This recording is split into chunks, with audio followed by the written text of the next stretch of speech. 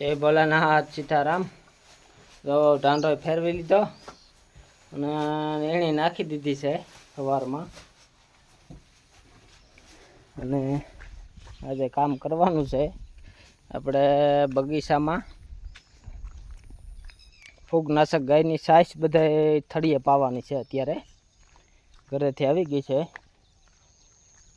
જો બધા થળીએ લાગટ બગીચે ઝાડવામાં થળીએ 2 લીટર ગાયની સાઈસ, એટલે જમીનમાં કોઈ ફૂગ, કોઈ કૃમિનો અંતે જે રોગ હોય થળીએ બગીચામાં અને નાશ થઈ જાય. ને અત્યારે રિઝલ્ટ સારું આવે ચોમાસામાં, કારણ કે ઠંડુ વાતાવરણ હોય ને ગાયની સાઈસમાં એવા બેક્ટેરિયા છે ફૂગના, એટલે ફૂગ નાબૂદ થઈ જાય ઝાડવામાં. જોવા વાડ અત્યારે વાડ કાળો હતો, અહીંયા કાળી સેવડી એ કાઢી નાખવાની છે હવે, અને બીજી જગ્યાએ વાવી દીધી છે. તો કેળું વરદી થઈ ગયા ઝાડવા, તો કેવડા થઈ ગયા, તો એમાં કાંઈ ઘટે નહીં પાંદડા, કારણ કે આમાં બધી પ્રાકૃતિક બધી પીતું હોય બગીચામાં, કેમિકલ કાંઈ હોય ને, એટલે ઝાડવાની રોનક એ સીતાફળી જાઓ કાંઈ ઘટે નહીં. અને આંબાના બગીચા એવા ફર્સ્ટ ક્લાસ બની ગયો. વરદીની કલમ થઈ ગઈ તો મોટી મોટી થઈ ગઈ, જો નાના ઝાડવા વાવેલા. અને કલમો આપણે વાળી છે ડોકા, જો વારી જો. હવે સોઠે કે નહીં અખતરો તો કર્યો છે, ઘણા ડોકા સોટાડ્યા છે આમાં.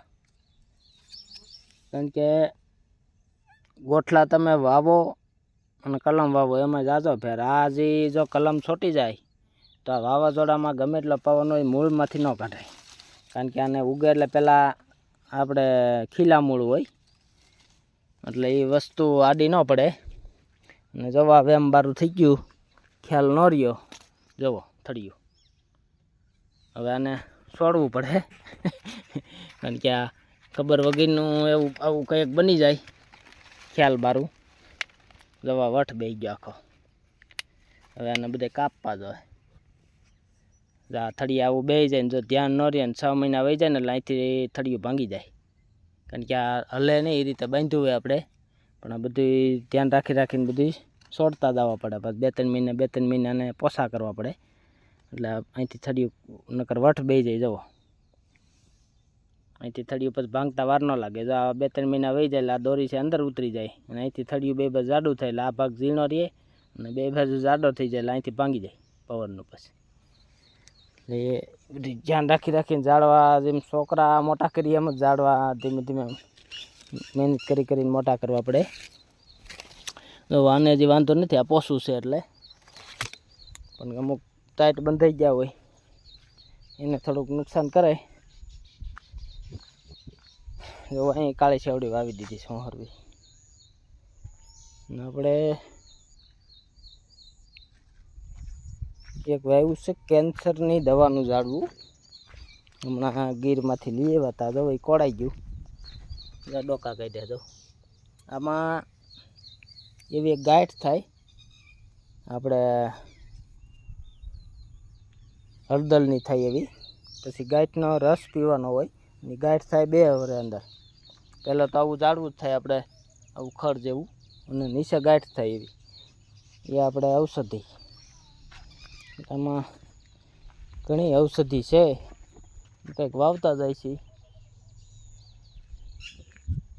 હાલો હવે સાઈસનું કામ લઈ જા. પપૈયાને જો આ બધે વાવે, બધે છોટી ગયા ઝાડવા, એટલે એને એક અડધો લીટર પાઈ દઈ એટલે ફૂગનું કામ સારું કરે. સાઈસ ચીકુડી એક વાવી છે જો, પણ જેનો વિકાસ બહુ નથી થતો જોઈએ એવો, કારણ કે ઈરુનો પ્રોબ્લેમ આ અત્યારે ઓલા લીમડામાં ઝાડ ઓલા બહુ આવ્યા હતા ઓલા જીવડા, એની હિસાબે આમને પાંદડા ખાઈ ગયા. જો અને માંડવી બતાવું, હાવ નબળી માંડવી હતી. જોવા ધ્યાનમાં નહોતી આવતી એવી. કેવા ઝાડવે થઈ ગયા, એમાં કાંઈ ઘટે નહીં, કલર એવો થઈ ગયો કાળો મકોડા જાવ. કારણ કે આ ઉનાળે આપણે આમાં માંડવીએ ત્યાં ખૂબ આપણે ગાયનું છાણ ને છાશ ને ગૌમૂત્ર ને એવું ખૂબ પાયું. શરૂઆતમાં નબળી રહી અને ઉગવામાં થોડુંક કેવરાયું હતું, કારણ કે વાવી દીધી હતી ને વરસાદ થયો નહીં જોઈએ અને 24 કલાક ગઈ ને એટલે અમુક દાણા બિયા બગડી ગયા, થોડીક પારવી ઉગી હતી, એની હિસાબે ધ્યાનમાં નહોતા આવતી. પણ હવે બધી હાઈ ક્લાસ થઈ ગઈ.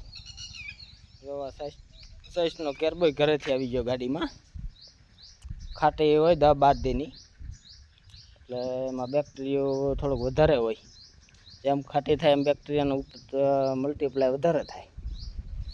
એટલે ગોળ નાખી દઈ થોડોક, એટલે વાંધો ન આવે. અથવા શેવડીનો રસ નાખી દીધો. આ બેરલ ભીરા જ છે અહીંયા કમ્પ્લીટ. હવે એના આગળ પંપમાં નાખીને બધા સ્થળીએ સ્પ્રે મારતા જાઉં 2 લીટર જેટલું ફરતી ગોળાઈ રાઉન્ડમાં. ઝાડવાની ફરતી જ્યાં મૂળિયા હોય ત્યાં બધા ઝાડવામાં અત્યારે ચોમાનું ઠંડુ વાતાવરણ હોય તે વધારે કામ કરે. જો આપણે આમાં પંપમાં સાઈઝ ભરી છે.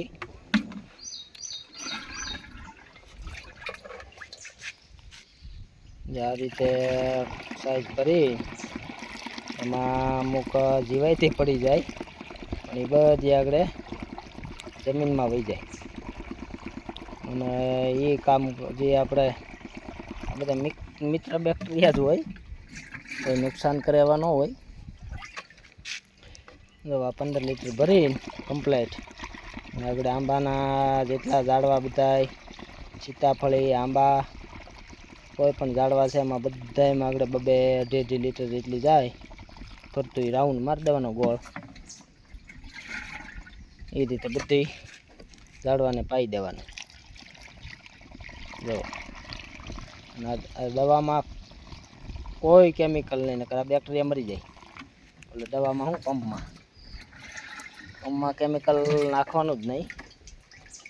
અને શેઢે મારવામાં મીઠું નહીં. એ બીજો પંપ છે, નકરું મીઠું જ છાંટવાનું સ્પેશિયલ. એટલે એકદમ પંપ ચોખ્ખો જ રાખવાનો. પછી અમુક કેમિકલ નાખતા હોય અને ભેગા આ બેક્ટેરિયા નાખતા હોય તો આ બેક્ટેરિયા મરી જાય. જો આ લીંબુડીમાંય માથે સ્પ્રે કરવાનો અને થળીએ માથે હાલે આ સાઈઝ અને થળીએ હાલે, 2 જગ્યાએ હાલે. ફૂગમાં કામ કરે જોરદાર સાઈઝ.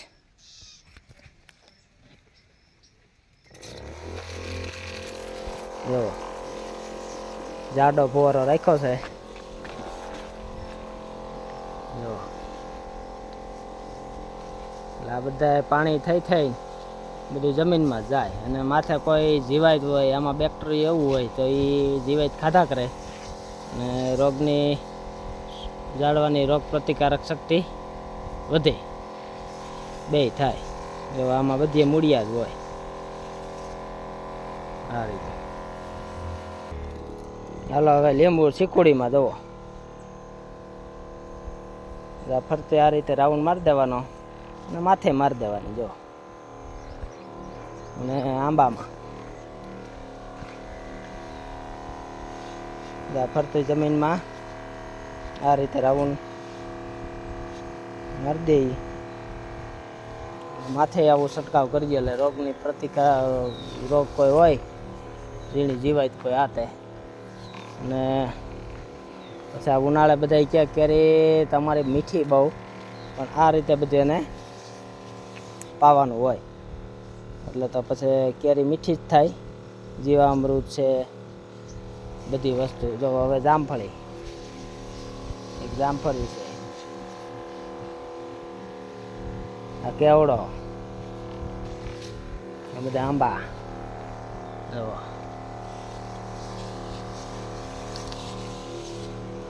તે થળિયું તો આઘું છે. હાલો હવે જો ટાઈમ બધે રવાવા બધા ઝાડવામાં આ રીતે પાઈ દેવાનું, આંબામાં ને એવું આ જમીનમાં. કારણ કે જે ફૂગ કે કોઈ કૃમિ છે આ તે અને મૂંડા બધામાં સાઈઝ કામ કરે, મૂંડામાં હતેન કામ કરે. કારણ કે આમાં બેક્ટેરિયા જેવડું હોય એ આપણે મિત્ર જીવાણું જમીનમાં હોય અને કોઈ નુકસાન ન કરે. ઓલા ખરાબ બેક્ટેરિયા બધા હોય એને ખાઈ જાય. કારણ કે આ તો આપણી પાસે જાજી સાઈઝ હોય. બાકી નકર તો આપણે ગૌ કૃપા અમૃતમ બેક્ટેરિયા બનાવો તોય હાલે. એમાં 2 લિટર જ સાઈઝ હોય, કારણ કે એમાં મલ્ટીપ્લાય વધારે થાય બેક્ટેરિયા, એટલે એમાં 2 લિટર સાઈઝ હોય એટલે જાજુ કામ કરે. એક 200 લિટર બેરલ બને. એ 7-8 દિવસ રાખવું પડે પાણી, તે પછી બને. અને આપણે આમાં સાઈઝ જાજી હોય એટલે આમાં આ કાંઈ કરવું ન પડે, નકર તો મલ્ટીપ્લાય કરવી પડે. થળિયામાં મારી દઈ જવો, થળિયામાં રોગ હોય આ તે બધામાં રિઝલ્ટ સારું આવે. હાલો હવે જય ભોલેનાથ બધાને, સીતારામ. વિડીયો સારો લાગ્યો હોય તો લાઈક કરજો, શેર કરજો, સબસ્ક્રાઈબર કરજો, જેથી નવા ખેડૂતને કોઈને ખબર ન હોય તો આ સાઈઝ કોઈ ફેંકી ન દઈએ. સાઈઝ છે એ અમૃત છે ખેતીનું, એટલે સાઈઝ